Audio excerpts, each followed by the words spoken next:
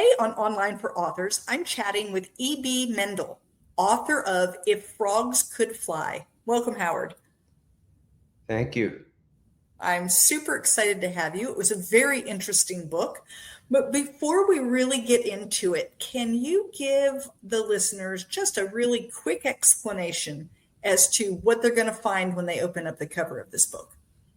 Actually, the story starts on the beach with the main character, the protagonist, he goes for a swim and is almost attacked by a shark.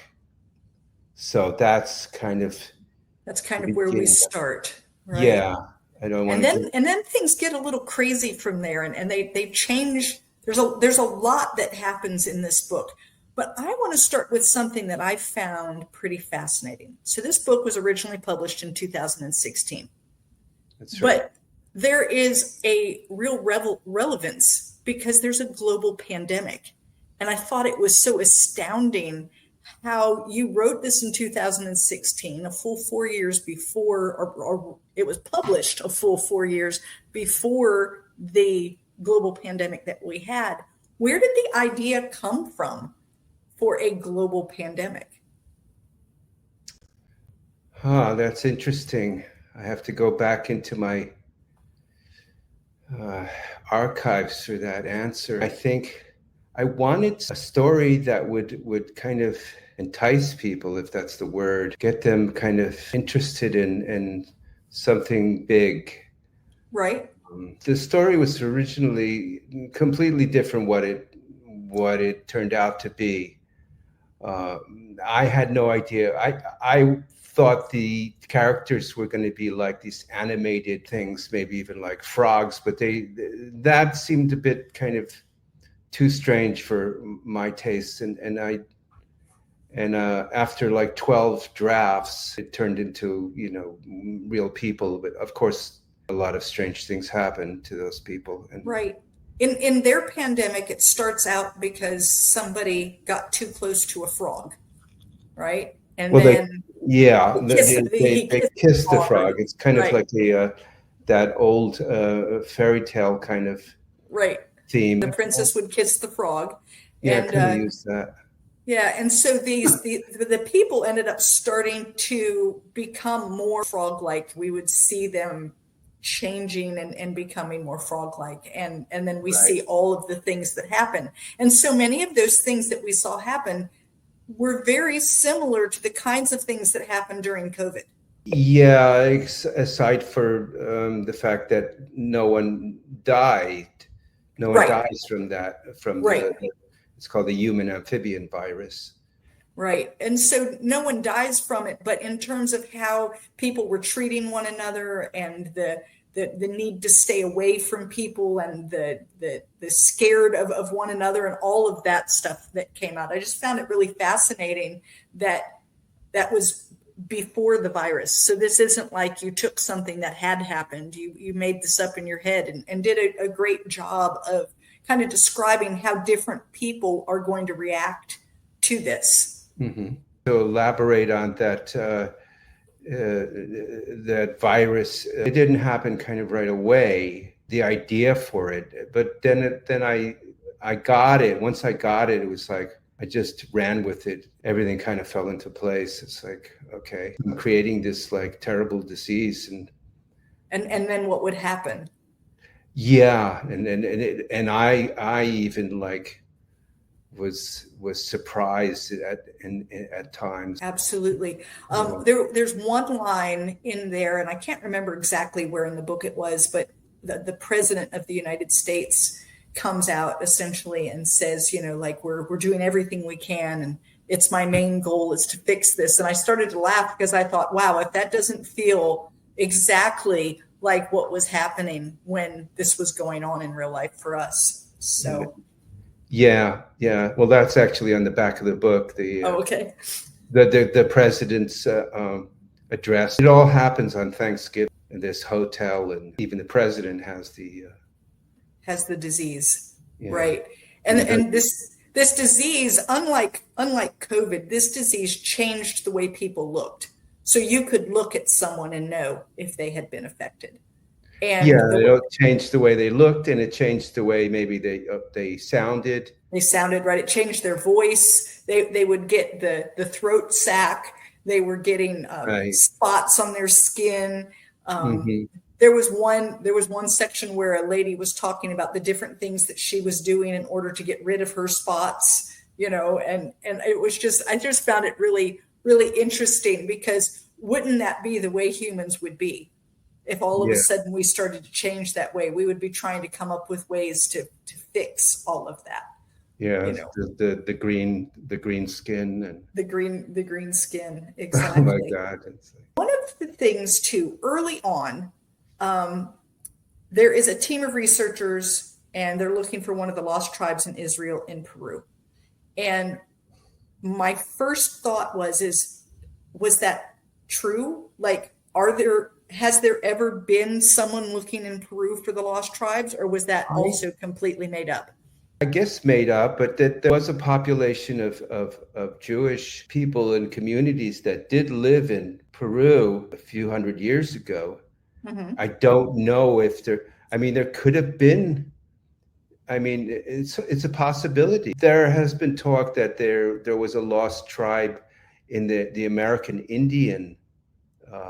One of the tribes might have been one of the lost tribes of Israel. Yeah, which is a very interesting well, it was an interesting take, and I thought, I just had wondered, like, was that something that had once been a theory, or did you that just came up in your own mind?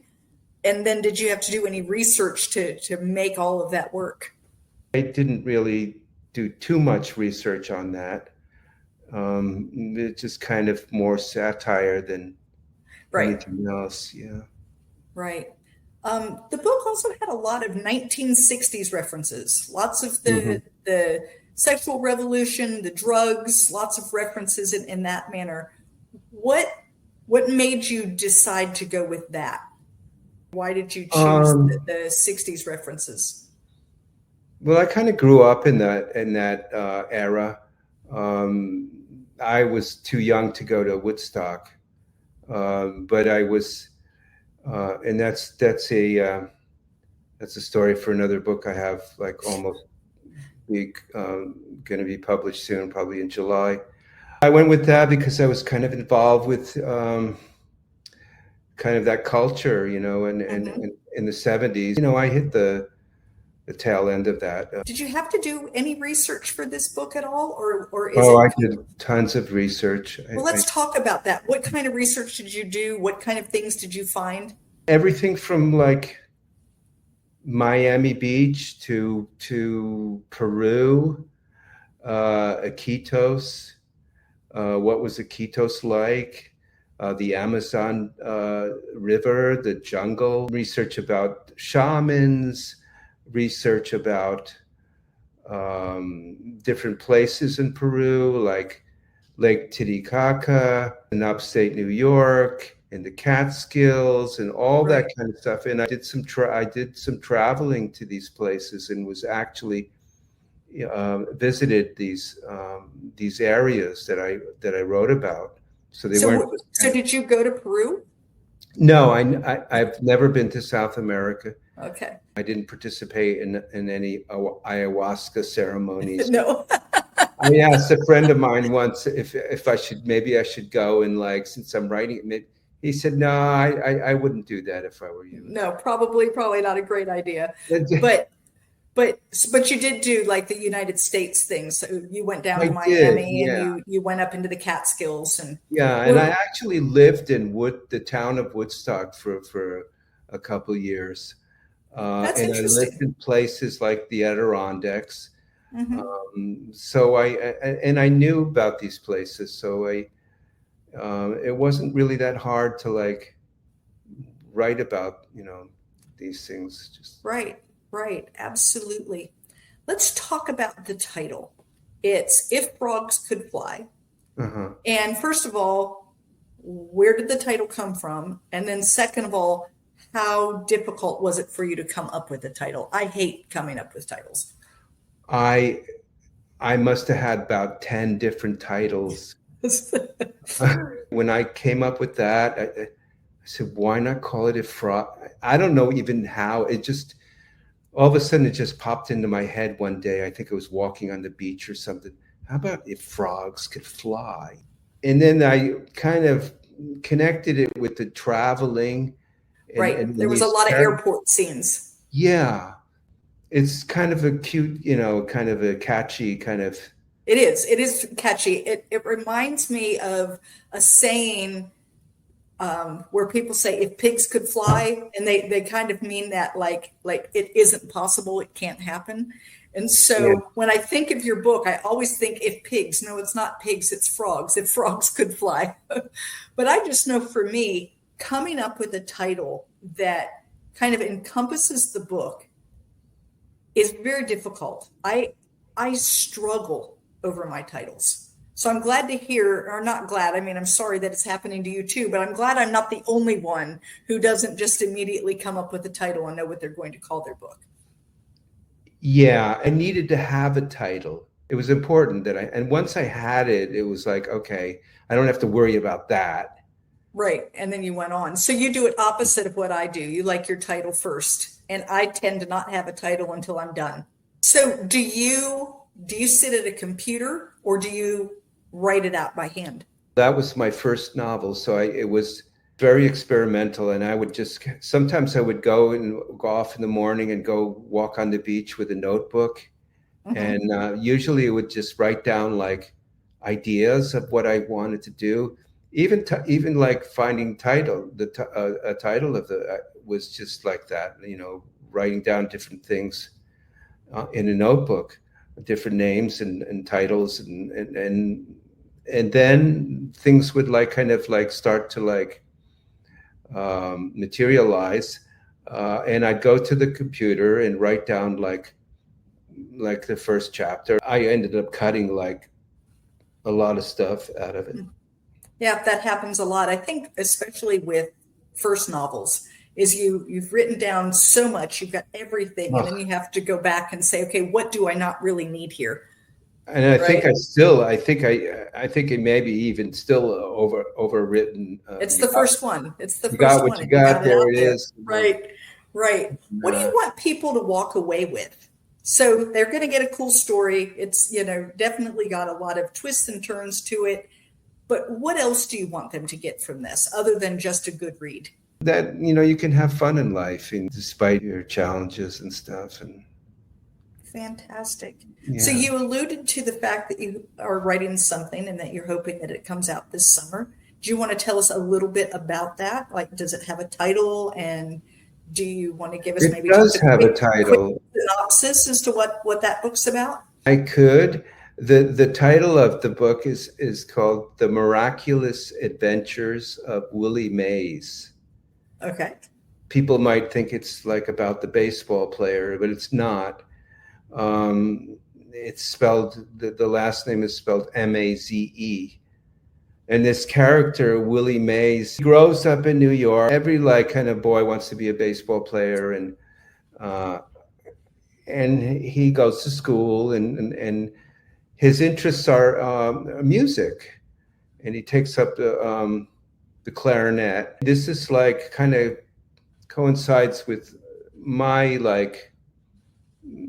time period of being born, and I don't want to say autobiographical. It's not me. It's this guy Willy Mays, and he will go through all these incredible adventures through the book. Wonderful. So, hey guys, if you want to continue this conversation, head on over to Novels and Latte Book Club on Facebook.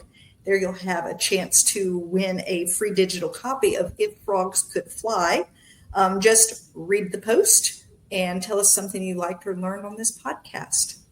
So, Howard, if someone wanted to talk with you a little more about your books or about writing or about things that you've got coming out, how can they get in touch with you? They could contact me through my email at sunbridgebooks@gmail.com. It's spelled SUNBRIDGE, like bridge, Sunbridge Books, plural, @gmail.com. Fantastic. And do you have a website? I don't. My books are listed on Amazon and Barnes and Noble. I still have a book on like how to make a website, the easiest way to, and I still haven't found. I'm going to do that. I'm going to do an author's website when Well, they fantastic. now that I'm finished with that other book, but it's in the process right now of getting a cover made and getting some formatting work finished. Well, fantastic. And so you hope to have that out midsummer? We're talking probably sometime in July. Fantastic. Yeah. That's great for your readers. Exciting. Well, I want to thank you so much for being on today. Well, thank you. Thank you for having me. Yeah, and those of you who go out and buy that book, make sure you review it for him. You'll find it on Amazon. So thank you, Howard. You're welcome. Thank you for listening to Online for Authors, where I, Terry M. Brown, author of character-driven fiction and host of the podcast, introduce readers to characters they'd love to invite to lunch. Tune in next Tuesday for another podcast episode.